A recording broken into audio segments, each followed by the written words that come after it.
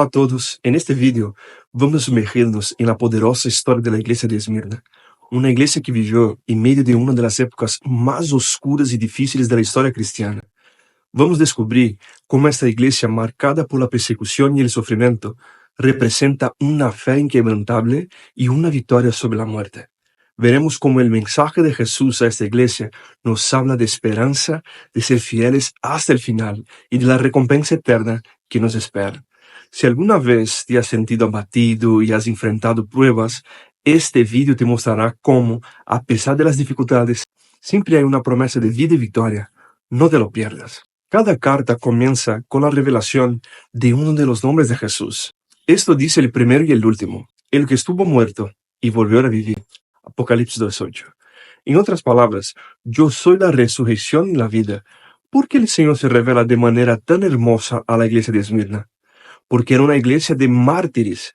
La iglesia de Esmirna es una representación profética de la iglesia de los siglos segundo y tercero. Este fue el periodo de mayor persecución en la historia de la iglesia. Los romanos se divertían con el abominable espectáculo de ver a los leones devorar vivo a los cristianos. En el Coliseo colocaban los leones que no comían durante hasta 2 meses frente a los cristianos. El resultado era un río de sangre. Hubo ocasiones en que murieron tantos cristianos que la sangre en la arena llegaba hasta los tobillos. Se dice que en algunas ocasiones había tantas personas en la arena que los leones retrocedían por temor. Los propios cristianos debían provocar a los animales para que los atacaran.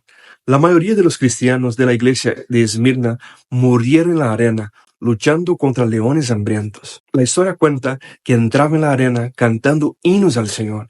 Aún hoy en Roma existe el Coliseo, un terrible anfiteatro con capacidad para 20.000 personas, testigo del martirio de la mayor cantidad de creyentes en toda la historia.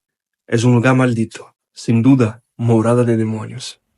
Esa fue la era de la iglesia de Esmirna, una época en la que ser cristiano era simplemente comprar un boleto para la eternidad. Era un tiempo en que decidirse por Jesús significaba convertirse en traidor del Estado.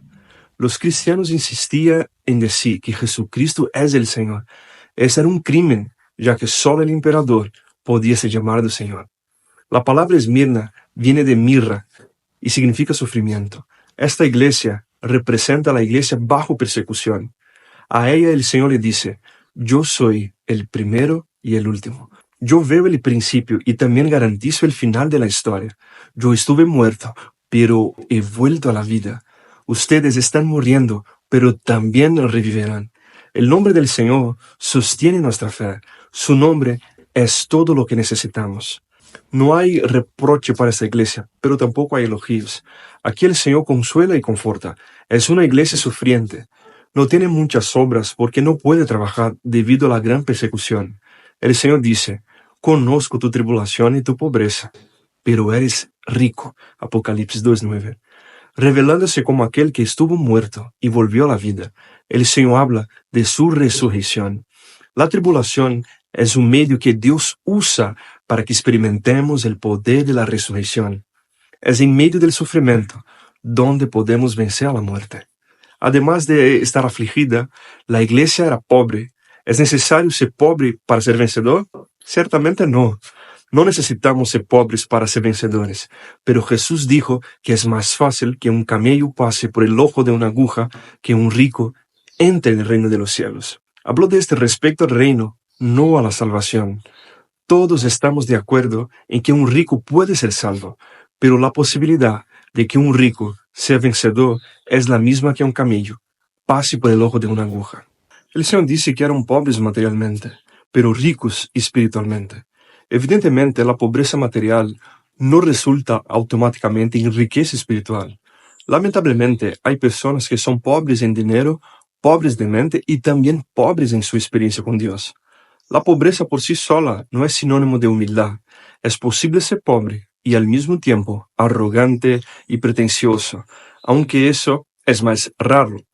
Pero es cuanto a los ricos, su actitud suele ser pretenciosa y autosuficiente.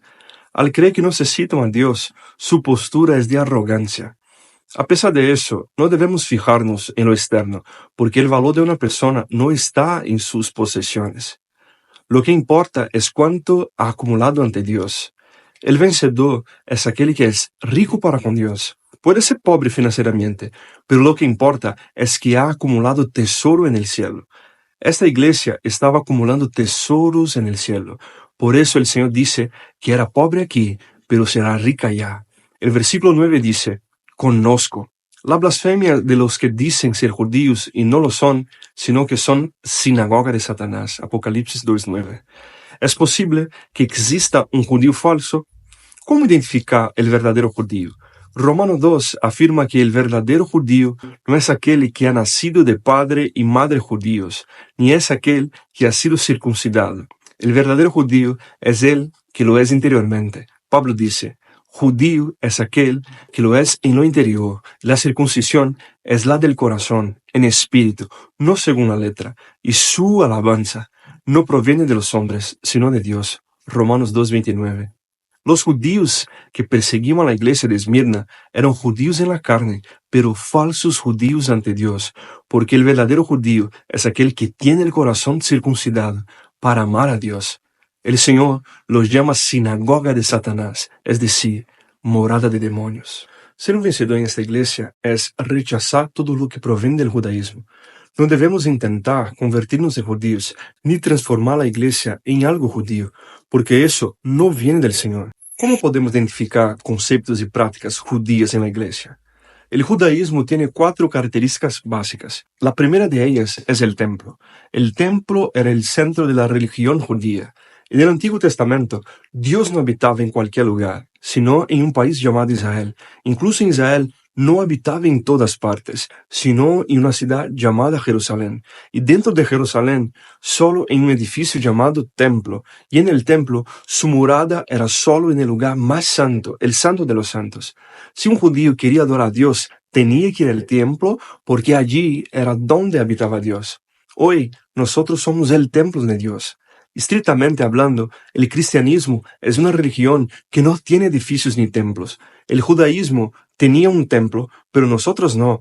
Si volvemos a establecer edificios como templos, estaríamos retrocediendo hacia el judaísmo. Ser un vencedor hoy es comprender que somos el templo de Dios y que Él no habita en edificios. Somos su morada. Dios no vive en el edificio de la iglesia. Cuando te vas después del culto, Él va contigo. Él habita en ti, porque tú eres sagrado. Y si estás lleno de Dios, donde sea que vayas, ese lugar también se vuelve sagrado. Somos su templo y lo llevamos dentro de nosotros. Donde pisamos, Dios deja sus huellas. Donde llegamos, Dios también llega. Algunos pastores terminan religiosamente el culto orando, despidiéndonos en paz, y parece que Dios responde, no los despido, voy con vosotros. Otros empiezan el culto diciendo, solemnemente, ahora entramos en su presencia. No se pregunta, ¿dónde estaban antes? Algunos piden a las personas que vayan al altar refiriéndose al púlpito. Cree que Dios habita en un edificio y eso es una herejía. Esta visión templista es un serio obstáculo para el mover de Dios. Una vez más, la visión celular es el camino del vencedor. Cada situación refleja el edificio donde se reúne, pero una iglesia en células no depende del edificio donde se congrega. Para nosotros, el edificio es un lugar de internamiento y celebración. La vida normal de la iglesia ocurre en nuestros hogares, durante el día a día. Aunque en el Antiguo Testamento Dios habitaba en un templo, esto ya no sucede en el Nuevo Testamento. Hoy nosotros somos su templo. En nosotros habita Dios. Así bíblicamente, la iglesia del Nuevo Testamento tiene un lugar de reunión, pero no tiene templos. Los templos representan una gran contradicción dentro del cristianismo. De hecho, no existieron hasta el segundo siglo. Si hubieras buscado a la iglesia en el primer siglo, te habrían llevado a un grupo de personas que se reunían en una casa, porque allí es donde ellos se congregaban. La segunda característica básica del judaísmo es la ley. No hay judaísmo sin la ley. La ley era el centro de la vida del pueblo. Para el autor de la carta de los Hebreos, la ley de los judíos estaba escrita en tablas de piedra, pero la ley del nuevo pacto está escrita en nuestros corazones. El Espíritu nos enseña acerca de todas las cosas. La ley del Espíritu está impresa dentro de nuestro propio ser y ya no necesitamos seguir la ley de Moisés. Siguiendo la ley del Espíritu, terminamos cumpliendo la ley de Moisés, porque la ley del Nuevo Testamento es superior. No se trata de memorizar normas y reglas, sino de tener una persona viva residiendo dentro de nosotros. Nadie puede seguir la ley y cumplir plenamente la voluntad de Dios. Para eso necesitamos la ley del Espíritu de vida, una persona dentro de nosotros que nos habla, nos guía y nos orienta. No necesitamos seguir ninguna liturgia o tradición judía, como las lunas nuevas, fiestas y cosas similares. Tampoco debemos celebrar la fiesta de los tabernáculos o la fiesta de Pentecostés. Hoy nuestro Pentecostés es el Espíritu Santo de Dios.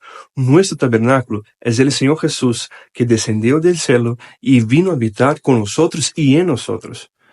Él es nuestro todo. El cumplimiento de todo se resume en Él, porque el fin de la ley es Cristo para justicia de todo aquel que cree en Él. Romanos 10:4. No debemos seguir más leyes exteriores. El Espíritu de la verdad nos guía a toda verdad. La tercera característica del judaísmo es su clase sacerdotal. En la actualidad, en el cristianismo no existe una clase sacerdotal, porque todos son sacerdotes del Señor, como dice Pedro. Pero vosotros sois linaje escogido, real sacerdocio, nación santa, pueblo adquirido por Dios, para que anunciéis las virtudes de aquel que nos llamó de las tinieblas a su luz admirable. 1 Pedro 2:9. Los hermanos de Esmirna eran perseguidos por estos falsos judíos que querían convertir a la iglesia en una extensión de Israel.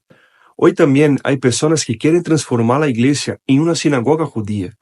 La cuarta característica distintiva del judaísmo son las promesas de Dios. El Señor cumplirá las promesas hechas a los judíos porque Él es fiel. Sin embargo, Hebreos dice que nuestras promesas son superiores porque están basadas en un pacto superior. Pero ahora, tanto mejor ministerio es el suyo, cuanto es mediador de un mejor pacto establecido sobre mejores promesas. Hebreos 8:6. Finalmente, el Señor dice a esta iglesia: no temas lo que estás por sufrir, y he aquí, el diablo echará a alguno de vosotros en la cárcel, para que seáis probados, y tendréis tribulación por 10 días. Apocalipsis 2:10. No hay registro histórico de una tribulación específica de 10 días, por lo que creemos una vez más que se trata de algo simbólico. Necesitamos entender el significado a la luz de la propia palabra. Hay otras ocasiones en la Biblia en que se menciona un periodo de 10 días. Dos de ellas en el Antiguo Testamento menciona un periodo de 10 días. La primera fue cuando Abraham envió a Eliezer a la tierra de sus padres para buscar una esposa para Isaac. Cuando el siervo de Abraham llegó al destino y eligió a Rebeca, la familia pidió 10 días para despedirse de ella. La segunda ocurrió cuando Daniel, Ananías, Misael y Azarías pidieron al cocinero del rey Nabucodonosor no alimentarse de la comida real, sino solo de legumbres y agua durante 10 días. Era un tiempo de prueba. Si después de esos 10 días tenía una mejor apariencia que los demás, seguiría alimentándose según la costumbre judía. Estos 10 días significan un periodo breve pero completo de prueba y test. Una tribulación de 10 días es una tribulación completa. El vencedor será probado durante un tiempo completo de tribulación, determinado por Dios. La iglesia de Esmirna estaba sufriendo, pero ese sufrimiento era conocido por Dios y determinado en su soberanía. Esto es un gran consuelo. Toda tribulación por la que pasamos tiene un tiempo determinado y conocido ante Dios. Nunca va más allá de lo establecido. Además, jamás excede nuestras propias fuerzas. No significa, sin embargo, que sea un periodo literal de 10 días, sino un periodo breve, determinado por el Señor. Al vencedor, el Señor le dice: sé fiel hasta la muerte, y yo te daré la corona de la vida. Apocalipsis 2:10. Fiel hasta el punto de morir, y fiel hasta que llegue la muerte. La corona de la vida es un premio otorgado solo a los vencedores. Ellos tampoco sufrirán el daño de la segunda muerte, mencionado en el versículo 11. El que tenga oídos, oiga lo que el Espíritu dice a las iglesias. El que venza no sufrirá daño alguno de la segunda muerte. Apocalipsis 2:11. Este daño se refiere a la pérdida que algunos creyentes experimentarán en el tribunal de Cristo. Aunque la segunda muerte no tiene poder sobre nosotros, algunos podrían sufrir un daño similar. Escribiendo a los Corintios, Pablo dice que nuestras obras serán probadas delante de Dios por el fuego. Manifiesta será la obra de cada uno, pues el día la pondrá en evidencia, porque por el fuego será revelada, y el fuego mismo probará la calidad de la obra de cada uno. 1 Corintios 3:13. Sin embargo, sabemos que la obra de algunos se quemará, ya que será descalificada, pero ellos mismos serán salvos, aunque por el fuego. Dice, si permanece la obra de alguno que sobre el fundamento edificó, recibirá recompensa. Si la obra de alguno se quema, sufrirá pérdida. Sin embargo, él mismo será salvo, aunque como por fuego. 1 Corintios 3, 14 hasta el 15. Observa que el creyente con obras equivocadas sufrirá un daño a través del fuego. Él mismo será salvo, pero habrá una pérdida. Este es el daño de la segunda muerte. El vencedor de ninguna manera sufrirá este daño a disciplina. Si te ha gustado este video y quieres seguir profundizando en temas como este, no olvides suscribirte al canal. Dale like si este contenido te ha inspirado y déjame un comentario con tu opinión o cualquier pregunta que tengas. Me encantaría saber qué piensas y seguir la conversación contigo. Además, activa la campanita para que no te pierdas ningún video. Nos vemos en el próximo video.